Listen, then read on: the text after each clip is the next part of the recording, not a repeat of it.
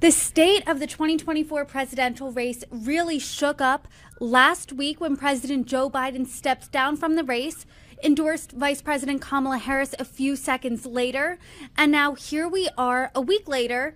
You have a new poll, Harvard Cap's Harris poll, on the state of the race. What are some of your takeaways? Well, the more things change, the more they seem to stay the same, is kind of the critical takeaway, which is that going into the debate, Trump had a several point advantage over Biden. And after the debate, Biden was pretty much falling off a cliff, particularly with the fact that Democrats had split and many of them were asking for him to resign. Now that he did resign from running again and Kamala Harris is the nominee, the race has come back to where it was with some changes. If you look, President Trump has a 48% favorable, highest favorable he's had because of some of I think the character that he showed under literally fire.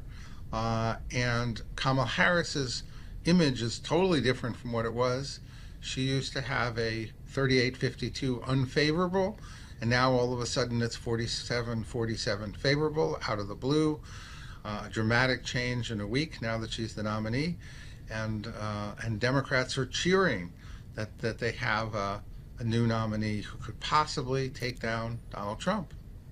I know she's seeing this coronation. She's seeing what many describe as this honeymoon phase. President Biden, according to this poll, still doesn't have the best approval rating. Because she's his number two, is that going to stick to her? Well, that's the real question. There's only 100 days here. She didn't really have the testing of a primary. And it seems like in the modern world, candidates can duck virtually anything for 100 days. So is in fact she going to be stuck with what people think about the Biden record? Is her kind of burst of enthusiasm going to kind of win out and kind of slide through? She's got the Democratic convention coming up while the Republicans have already had their convention, so they won't get another shot. She's got a VP nominee. She's got a lot of things to kind of keep momentum going here. In our poll, Trump is winning by 3 to 4 points, depending upon who's in and who's out.